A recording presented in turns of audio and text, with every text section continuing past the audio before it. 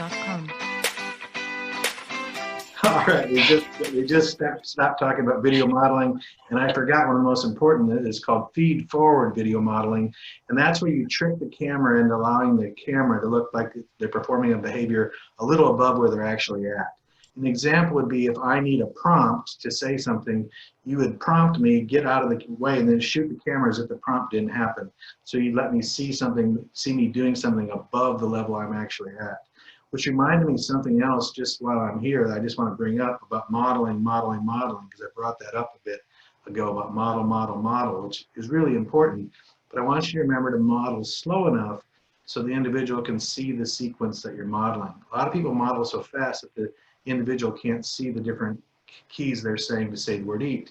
So if I'm saying the word eat and I have to hit this one plus this one, if you go faster than I can process, all I see is the second half, and now I'm kind of confused about what really happened with that model. And just so you know, again, when they look at the benefits of video modeling, for many individuals, they find that they only generalize that skill learned when they see it through the video modeling. Now, that was kids with autism, but I know your kids sometimes have characteristics. All kids have characteristics of different disabilities. So I wanted you to know that you have support. If you don't belong to the LAMP Words for Life users group, it's about 10 or 12,000 moms and dads. It is primarily moms. It's a few thousand speech therapists. And anyway, you could get on there at 10 o'clock at night and post a question. You could say, I can't get my volume to work. And 4 moms will answer, and a dad or 2, and a few speech therapists. They'll give you an answer within 3 or 4 minutes of how to fix it. 4 or 5 of them will be correct. If one gives the wrong answer, they'll turn on that person like a rat on a Cheeto. So don't go on there and give the wrong answer. You'll see what happens. But it's a great group. The number one reason I want you to join it is it's full of therapy materials. Every day someone's downloading a PowerPoint book or some sort of reading activity or something for you to use. It's also just full of parents posting videos of their children to inspire you. Seeing a kid sit on Santa's lap and ask for a toy is sort of inspirational. So to join the user group for technical support, clinical support, and inspiration. And then I'm just giving you some more links. I'm putting these up here for you to have in the PowerPoint later, but these are just websites where you can get information on LAMP and on AAC. If you're using the LAMP vocabulary, it's aacapps.com. Okay, so what I told you earlier, I kind of got into this a little bit earlier, but there's 5 key elements to the LAMP method. The first one is you have to make sure your child's at an appropriate arousal level or readiness to learn. If your child's falling asleep, or they're going off on a roller coaster, they're so excited and they're screaming, either of those conditions don't put you at an ideal condition for learning. What we think is the reason children usually are not at an ideal level for learning to communicate, for learning the words they want, is because they can't say what they want to say when they want to say it. So the number one way you get me at an appropriate arousal level for learning is giving me the word I want to say when I want to say it.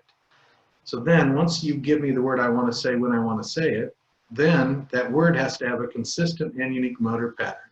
So when you learn the word more, you learned it was this. We didn't then make this one say chicken and this say hello. There was one motor movement with one word attached. Same with your mouth. When you say mom, that motor movement always produces mom. You can't get chicken from that motor movement. So on a communication device, to make it easier, we have one motor movement for every word.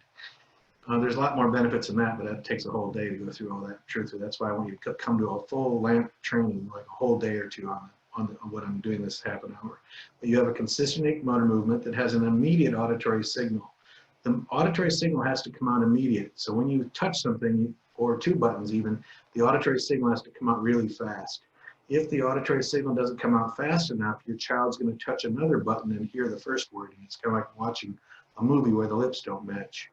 So now I'm ready to learn because I have the word I want to say. I have a unique motor movement representing that word on the device. Then the auditory signal is immediate, and what I see happen changes based on the context of what word I said before or what's going on. And then I give you the moment of joy, which releases the neurotransmitter to make this connection take place. So that's LAMP in a nutshell. How did we come up with the words to put on our communication device? Well, my wife and I did a lot of research looking at what vocabulary studies of what words occurred in children's developmental language. So an example of one of those studies was this Banerjee study. Mayor Banerjee and DiCarlo and Strickland, I think was their name, it's referenced in here in a minute. they stuck a tape recorder around children's necks, like 4-year-olds, and they let them play for 60 minutes, and they listened to the recordings, and they came up with this list right here. It's quite an amazing list. They said if you learn just these 26 words, you'd have 96.3% of the words used by the toddlers in this study. Now, this is an amazing thing. 26 words was 96.3% of their words. But when you go through this list, what this is a list of almost all core words. And one thing's kind of crazy about core words is when you say something's a core word, it's a word that fills up our language. You and I all have these core words. We start with them as a child and they don't end as we get older. But the crazy thing about core words is you never want to play Pictionary with them. So playing Pictionary with the word the, or the word is, or the word that, or the word maybe you could do go, but me and my and mine and I are going to look a lot alike.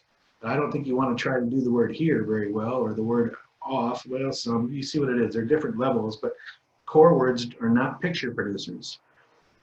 So what we did is we looked at these studies, and then we came up with the words that occur most in speech, and then we made sure that we put all those words that occur often in speech in the device.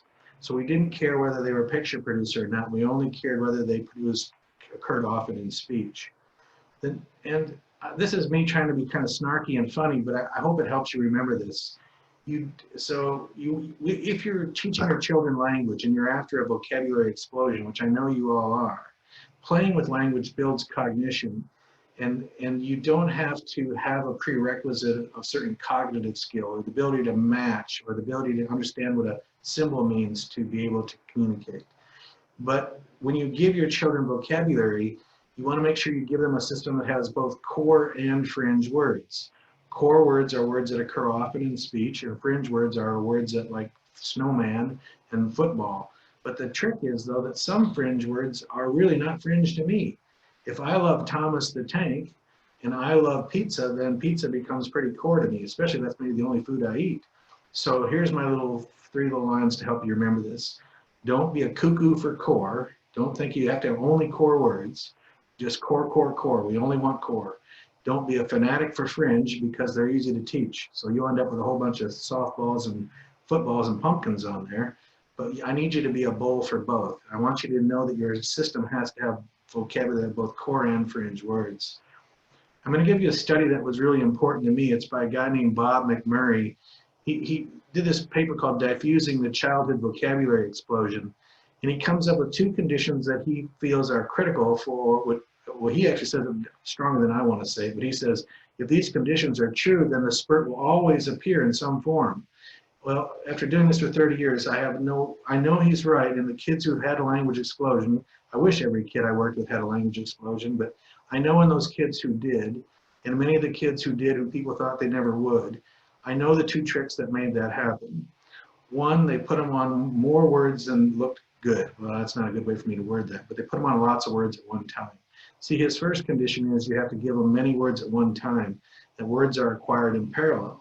That means you learn many words simultaneously. But his second conclusion, and I got it in this piece of paper here in the paragraph below, he said when it comes to the difficulty of learning words, the distribution should be such that few words can be acquired quickly, or few of the moderate or difficult words, oh my gosh. Sometimes I wonder why I even tried. So I'm going to the study I always use instead. See, that paper was slightly different than the one I always quote. So now I'm going to go to this is the actual paper. He says acceleration is guaranteed in any system which does just these 2 things. First, words are acquired in parallel. That is, system builds representations for multiple words simultaneously. 2, he said, when it comes to difficulty of learning words, the distribution should be such that there are few words that can be acquired quickly and a greater number that take longer. He's basically giving you the recipe right there. The words that occur need many words at one time. Think about learning sign language or learning a foreign language. You have to immerse somebody in the language. And you don't just present the words that draw a picture that can be learned easier. So anyway, I'm sorry I kind of botched that, but that's the original study I usually quote. This is a second study. It wrote it just the slightest bit different, and I've done it so many times I started reading the wrong study. So that happens.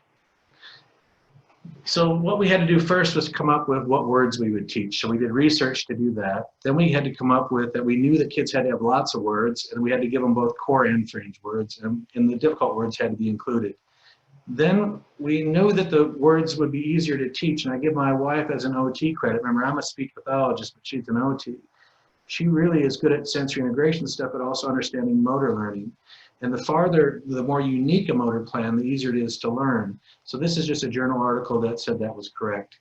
So when you're learning words that are farther apart from each other make them easier. So we looked at what words would likely be taught together and made sure they weren't next to each other. So that's why when you're learning mommy, mommy's way over here and daddy's way over here, we spaced words that will be taught together farther apart by design to make them easier for your kids to learn. I want you to always have this grid showing that you see here. Sometimes you'll see people do this where they don't have a grid showing. I want you to know that the grid is really critical for learning because your brain sees that grid and goes bottom 3 down, 4 down. It's really part of the static grid actually helps you learn. So don't have floating icons. The other thing is there's this tool. So you start with so many words that when most people look at this, they get, oh my gosh, look at all those terrible symbols and all those words, and my kid can't figure this out. But actually they can. They're easier to teach than you are. So just so you know, your kids touch it, they don't challenge why it is. They hear the word, they attach meaning to it. Just like they can learn Spanish easier than you can, they can learn this easier than you can. So anyway, there's this tool called Vocabulary Builder. And what it allows you to do, let's say I was working on this word eat right here. So right here is the word eat. And I can see my kid wanted that word. He was real excited to say eat. But when I leave everything showing, they have a hard time finding it. Well, there's this tool called Vocabulary Builder where you can go in there and say hide everything but this one. And when you do that, that's the only one showing. So you can say hide everything but this one, and this one. And so you're able to hide words really, really quickly. Now, the next thing I want, so this would be one of those tools you'd really want to use. The next thing I want you to really trust me on, even if no matter, I don't care how much you think you don't need this, if you really play along with this a long time, you'll understand that all kids benefit from a key guard. So I took this picture off here just because it's a company that sells a key guard for an iPad, and it got their little logo on here, laserpix.com. But anyway, if you're using the iPad version or a dedicated version like a PRC Accent or their VIA Pro, make sure you have a key guard. Even if you don't think your kid needs one, I bet they do. And be a little cautious about going to a smaller device. So if I have a choice between the iPad and the iPad mini, I'd almost always pick the regular iPad size.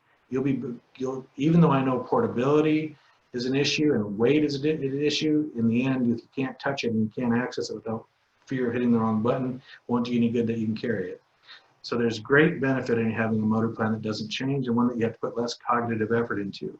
And a key guard is the trick to not having to put a lot of cognitive effort into a device. So here's another example of an iPad with a key guard. This one's thicker than the one I'm showing. So this is that example again where I want you to make sure you try these things before you buy them. And even if your team doesn't think your kid needs one, I think they probably will benefit if they did have one. All I want you to do, if you ever had the BlackBerry phone where you had the little nubs, if you ever had a BlackBerry, you remember the difference between that and your iPhone. Or why, when you want to type a thesis, do you want a keyboard instead of touching on your touchscreen? There's a difference when you have a keyboard on there. All right, so vocabulary do's and don'ts. Use vocabulary to let your child say what they want to say when they want to say it. Don't use Vocabulary Builder to change the vocabulary for an environment. There's no such thing as the perfect McDonald's vocabulary. So some people will use Vocabulary Builder for an environment, and that never works. So if you get to McDonald's and you say, okay, I'm going to hide everything but the words he needs to say to order food. Well, what happens when you get, so you have cheeseburger, you have Coke, no ice, you have how much, you have all the perfect stuff you want to say. Thank you for waiting on me. You've got all the perfect vocabulary. But then you get there in the real world, and your best friend throws up on your back. So now you're not hungry anymore. You got throw up on you. Can't even say yuck because all you can say is no ice. Now you look over, you see the prettiest girl you've ever seen, and you want to tell her to pucker up and hello, and all you can say is cheese. So you're always one day off. So I want you to remember, when you give someone a word, that you shouldn't have the ability to decide to take it away when you want them to learn a new word. I always think the next word you teach me is the most important, and once you teach it to me, I should have the ability to say it the rest of my life. When I can't, that's why I get upset, and that's why the more biting, the more pinching, and the more hitting, the more language I have.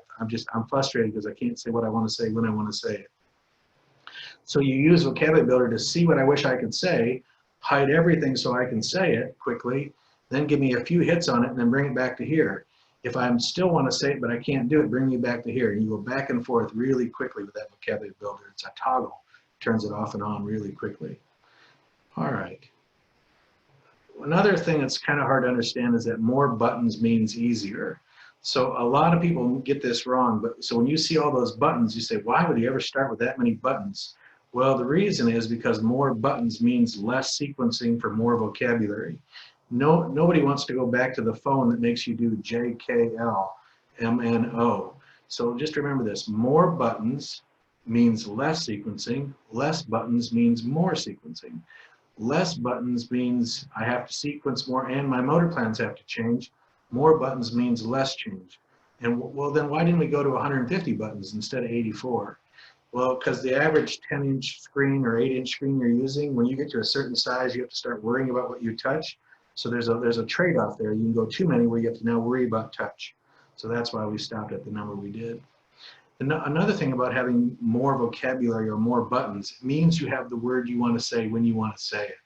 So the less buttons means that it's less likely you have the word I wish I could say when I wanted to say it. So you can't follow their lead well if you don't have enough vocabulary. All right, so some guiding principles: treat the hand as if it's their mouth, as if it's an articulator. I always say if your hand can't do it, your mouth can't do it. Motor plans can grow, they can't change. That means when I learned that this, like if I was learning sign language, I would learn this means more. I could extend that motor plan, but I can't change it. So when I'm learning how to say, when I'm learning with my mouth, I can start out saying ma, and then I say ma, I extended that motor plan. So when I learn to say eat on a device, I touch it, it says eat. I could extend that to make me move to another one, but I would never change it. So motor plans can change, they can't, motor plans can grow, they can't change. This one's a really somewhat difficult to understand, but it's a really important one. Your children need to have access to words and not phrases. So if they have the word bathroom, that's a great word, so they can say you smell like a bathroom. But if they have the phrase I want to go to the bathroom, then it can only mean I want to go to the bathroom. The biggest problem, I gotta make sure I don't run out here. The biggest problem with phrases is that they also don't help your child segment incoming speech. So I gotta get my battery plugged in real quick. You can tell I'm always Mr. Organized. I have a cord here. You could just see my real world I'm sitting around here. It's like a mad scientist. But anyway, no carrier phrases, no phrases. And the main reason you want to do this is the American Speech and Hearing Association gave us a position statement that tells you that if you want children to really be able to be novel and generate utterances, they need to be at a word-based system. There's no such thing as the best 1,000 phrases. So you could have millions of phrases and not be able to talk, or you could have a few hundred words and be able to communicate. But the main reason I don't want you to go to phrases first is one, developmentally we don't do that. And two, it's about segmentation of incoming speech. If you teach me eat cookie as a word, so you teach me a button that says eat cookie and you give me a cookie, eat cookie and you give me a cookie. If I chunk eat cookie together as a word, then I hear those two together as one word. Then when you tell me don't eat the gum off the floor, I can't hear gum off floor because I need to hear eat cookie together, or I chunk those pieces, those two words together. So no carrier phrases and no putting words together like that. That's a hard subject to understand in a little training like this, but just trust me, it doesn't feel fun to make your children do words, but it pays off so big down the road. It's not always how good your kid does tomorrow in kindergarten class. Sometimes you're worried about what they look like 10 and 20 years later. And so in teaching language, you have to do it the right way the first time so they can come to that end that you all dream for them. So every word has a unique motor plan. Keep those spaces between it. When you're working on engineering your environment or doing literacy activities, use screenshots where they actually see the motor plan. So if this was, pretend this was the word bathroom instead of eat on the screen, or if this was my refrigerator and I did have something like I wanted to learn to eat, this would be the sequence so I could see that sequence. But think, Think if I had one of these that said bathroom and I had this label on my bathroom door. So if I engineered my environment to show the actual motor plan, and so we give you those screenshots for free, so you don't have to make them. You just have to print them and put them on your environment. This might be hard for the first training like this, but always remember that after you say something, you have to be at the main screen. Remember, a communication device is no different than that game you used to play where you found the two halves of a giraffe, where you say, here's the bottom half of the giraffe, or here's the bottom half, and you put the pieces down. All this device is that same thing where you have to find the two halves, and the two halves happen to be words. But if the shuffling happens because you don't come back to the main page, then you have to use cognition to say, where am I at right now? And you don't want that. It's just making it harder by making them have to think, where is it now? All right, and again, I just wanted to go back to this, so that this is almost our final slide. I just really am encouraging you to join the LAMP Words for Life users group to be encouraged and see those children communicating. And I hope you'll join there, and I hope you'll share your children with us so we can learn and become a better therapist and a better organization too. So this is my contact information, and anything I can do to help any of you training or work with your teams or anything at all, just let us know. If you want a trial, a loaner, we'd be glad to do that. Casey, thank you. And I want to thank the other families who I've been working with who have been advocates, helping me help you. So something about a parent who learns something and then they go out and search out another parent that's very valuable. So. Thank you so much for this presentation. Join us back in just a second for our question and answer session. Thank you.